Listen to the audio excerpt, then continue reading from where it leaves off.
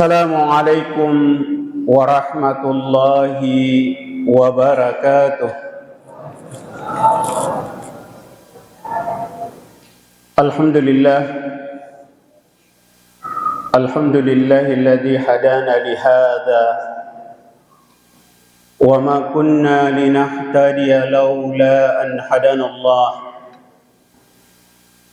أشهد أن لا إله إلا الله وحده لا شريك له وأشهد أن محمدا عبده ورسوله اللهم صل وسلم على سيدنا محمد وعلى آله وأصحابه أجمعين ومن تبعهم بإحسان إلى يوم الدين وبعد. Bapak-bapak, ibu-ibu, saudara-saudara sekalian, serta anak-anakku yang insyaallah dimuliakan dan dirahmati oleh Allah. 15 Ramadan kita telah lewati.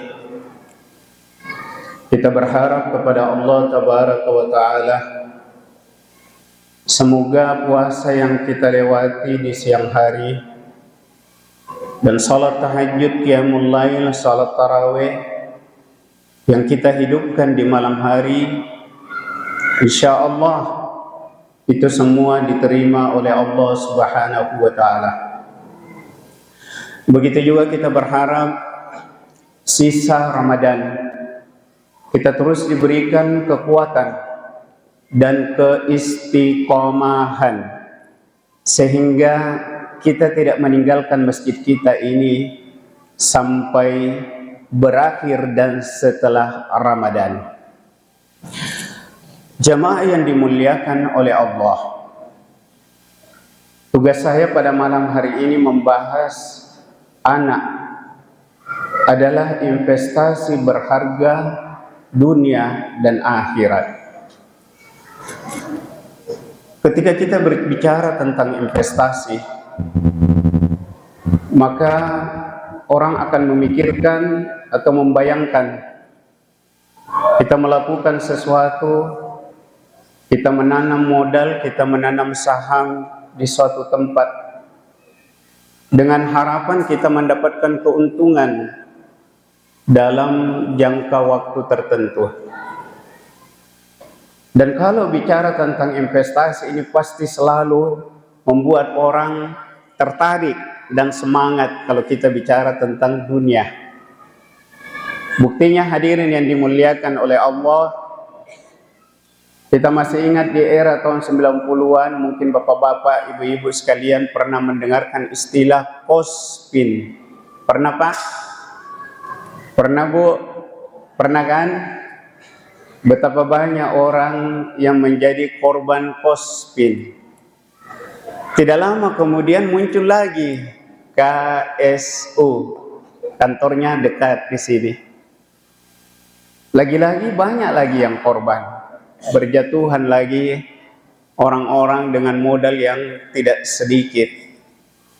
Kemudian belakangan muncul lagi ya investasi-investasi bodong. Dan lucunya orang kok tidak jerah berinvestasi seperti ini yang tidak jelas. Ya, ini karena kenapa? Karena nuansa ekonomi, nuansa duniawi memang luar biasa, seperti magnet, membuat orang tertarik untuk berinvestasi. Padahal ketahuilah hadirin yang dimuliakan oleh Allah, ada investasi besar yang sudah disebutkan oleh Rasulullah. Tapi kadang kita lupa investasi tersebut. Kita anggap remeh investasi itu. Mungkin karena kenapa? Karena kita menganggap sepele atau ketidaktahuan kita tentang investasi yang luar biasa itu. Apa investasi tersebut hadirin yang dimuliakan oleh Allah? Itulah namanya anak. Anak itu adalah investasi yang sangat berharga dunia dan akhirat. Buktinya, mari kita lihat hadits Rasulullah. Idza matal insan in qata'u amaluhu illa min salasin sadaqatin jariyah au ilmun yuntafa'u bihi au waladin salih yad'u lahu. Kalau sedekah jariyah dengan ilmu yang bermanfaat sudah sering kita kaji, sering kita dengarkan. Tapi waladin salih, anak yang mendoakan kedua orang tuanya, ini yang kurang mendapatkan perhatian para dai, para mubalik, para penceramah. Begitu pentingnya masalah anak ini hadirin yang dimuliakan oleh Allah. Ada orang yang sudah bertahun-tahun sudah menikah, kasihan, tapi belum dikaruniai anak. Maka dia sudah berobat kemana-mana. Dia dengarkan ada herbal ini, dia minum herbal itu. Dia bilang, didengarkan lagi di sana ada orang yang bisa mengobati, dia pergi lagi ke sana. Ada orang pintar katanya di sana. Dia dengarkan lagi ada dokter ahli di sana. Dia berobatlah ke sana. Akhirnya hadirin yang dimuliakan oleh Allah, ratusan juta uangnya pun dia rela keluarkan demi untuk mendapatkan seorang anak. Celakanya ada orang dikaruniakan anak, tapi dia tidak mensyukuri nikmat anak itu. Buktinya ada di antara orang-orang yang dikarunia anak, justru dia bunuh anaknya. Ya, sudah banyak sekali kasus-kasus kita dengarkan anak dibunuh oleh orang tuanya. Ya, masalahnya sepele saja. Katanya tidak bisa membiayai, tidak bisa menghidupi, tidak bisa menyekolahkan, khawatir dunia, khawatir ini, khawatir macam-macam khawatirnya. Padahal tidak usah khawatir, Pak, Bu. Wa ma min dabbatin fil ardi illa 'alallahi rizquha. Itu anak namanya manusia itu makhluk melata di muka bumi ini, jangankan kita ini manusia, hewan pun itu sudah dijata rezekinya oleh Allah Subhanahu wa taala. Jadi tidak usah khawatir kita bahwa anak itu pasti ada rezekinya. Kalau dia sudah ditentukan, maka dia akan hidup sesuai dengan usia sebagaimana yang Allah telah tetapkan ya dalam ketentuannya. Jamaah yang dimuliakan oleh Allah. Sekarang kita masuk. Bagaimana kiat ini agar supaya anak kita ini menjadi investasi berharga dunia wal akhirat. Coba Bapak Ibu sekalian, kalau kita meninggal dunia, siapa kira-kira yang akan mendoakan kita? Siapa yang akan mengurus jenazah kita? Siapa yang akan menyalatkan kita? Siapa yang akan mendoakan kita? Siapa yang akan terbangun di sepertiga malam terakhir untuk mendoakan ayah dan ibundanya? Siapa hadirin yang dimuliakan oleh Allah? Tidak mungkin tetangga kita, tidak mungkin orang lain, tidak mungkin siapa itu di sana, rekan politik kita atau siapa. Siapa yang kita harapkan? Anak. Makanya anak ini hadirin yang dimuliakan oleh Allah, agar supaya dia bernilai, agama mengajarkan kepada kita ada beberapa cara agar supaya anak kita itu menjadi investasi berharga dunia dan akhirat. Apa itu? Karena waktu tidak banyak, 3 saja. Nanti di pembahasan waktu yang lain kita bahas ya poin-poin berikutnya. Yang pertama hadirin yang dimuliakan oleh Allah, tanamkan iman, akidah, tauhid yang benar kepada anak kita. Ini resep pertama. Di dalam Al-Quran Allah Subhanahu wa ta'ala berfirman, wa qala Luqman li banihi wa huwa ya'iduhu ya bunayya la tusyrik billah inna syirka la zulmun azim. Luqmanul Hakim lagi-lagi telah mengajarkan kepada kita dan diabadikan bagaimana pendidikannya terhadap anaknya.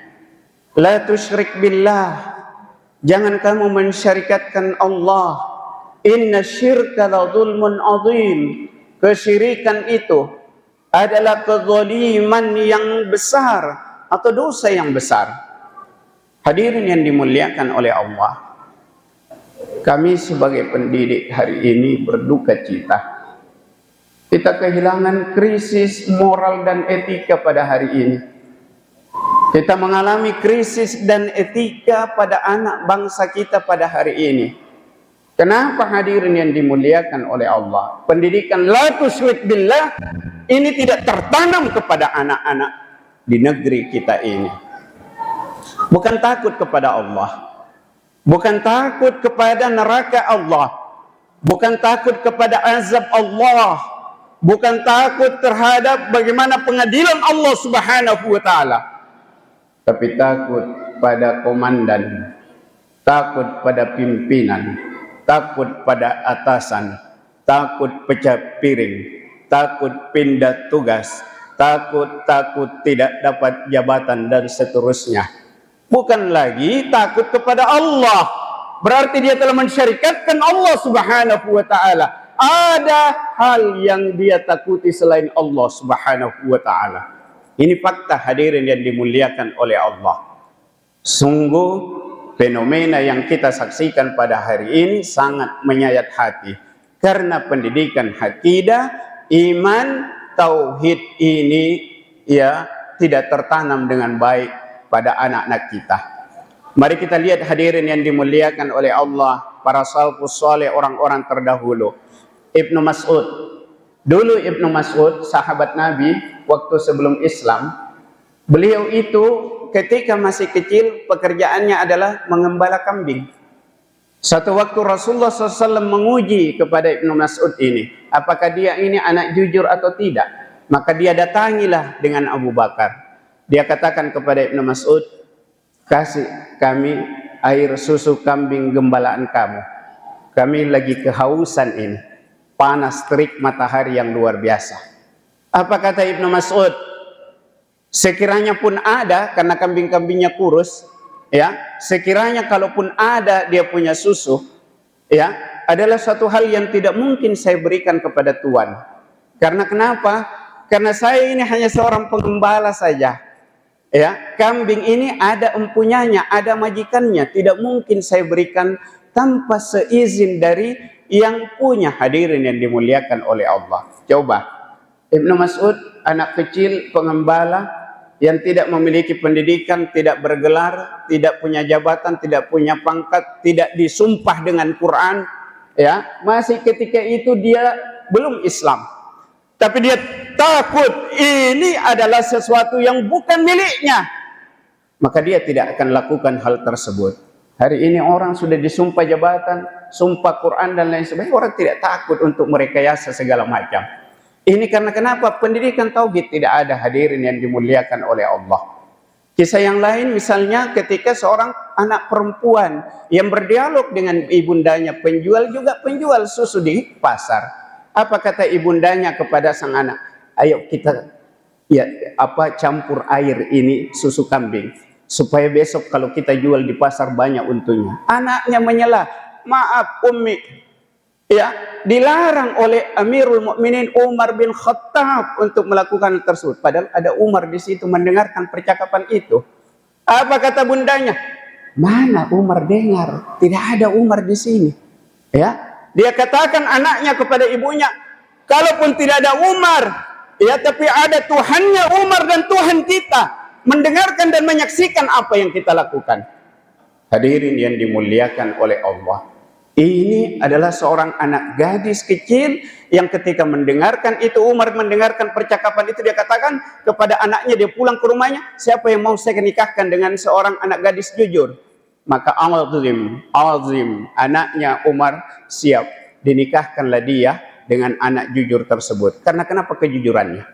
Jadi yang pertama itu, hadirin yang dimuliakan oleh Allah, tanamkan akidah tauhid iman yang benar pada anak kita.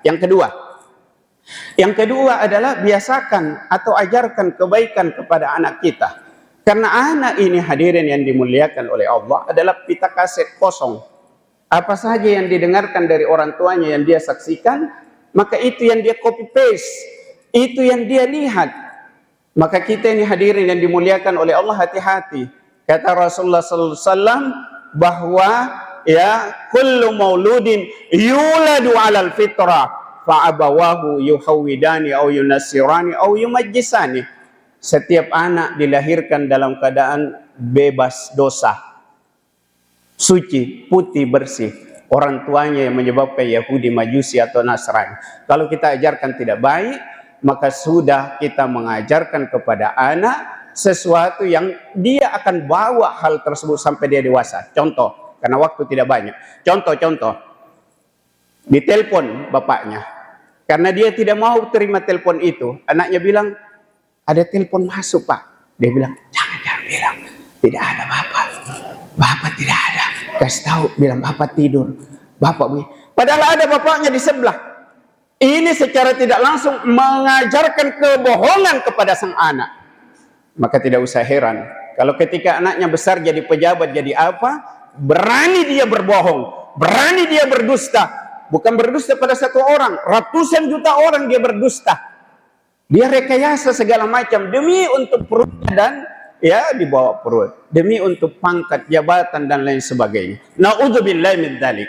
Ini karena kenapa? Karena tidak menanamkan kebaikan kepada anak-anak sejak kecil. Yang terakhir hadirin yang dimuliakan oleh Allah. Apa yang harus kita berikan kepada anak-anak kita? Yang terakhir ini adalah doa. Ini doa jangan kita pandang enteng, pandang remeh. Nabi Ibrahim saja alaihissalam senantiasa berdoa kepada Allah untuk kebaikan dia punya putra-putri. Rabbi ja'alni muqimas shalah wa min dhurriyyati Rabbana wa taqabbal du'a. Nabi Ibrahim saja, sekaliber Nabi Ibrahim saja, dia selalu berdoa agar supaya anaknya tidak meninggalkan salat. Dia minta agar supaya doanya diterima oleh Allah. Saya bertanya kepada jamaah sekalian, pernahkah kita doa-doakan anak yang tidak bangun sembahyang subuh, tidak pergi salat di masjid yang kita salat setiap waktu? Pernahkah kita doakan anak yang dia habis waktunya main game di kamarnya, tidak hadir salat tarawih bersama dengan kita? Pernahkah kita doakan anak yang tidak pernah berwudu atau menginjakkan kaki di masjid, padahal sudah waktunya? Hadirin yang dimuliakan oleh Allah. Olehnya itu mari di akhir ceramah saya ini, 3 ini kita lakukan pada anak-anak kita. Insya Allah kalau ini kita lakukan, kita terapkan pada putra-putri kita, maka apa yang kita harapkan pada anak-anak kita, insya Allah ta'ala, Allah subhanahu wa ta'ala kabulkan. Saya kira inilah yang saya dapat sampaikan. Lebih dan kurangnya mohon dimaafkan. Hadanallahu wa iyyakum ajma'in. Subhanakallahumma rabbana wa bihamdik asyhadu an la ilaha illa anta astaghfiruka wa atubu ilaik. Subhana rabbika rabbil izzati amma yasifun wa salamun alal mursalin wa akhiru da'wana alhamdulillahi rabbil alamin. Assalamualaikum warahmatullahi wabarakatuh.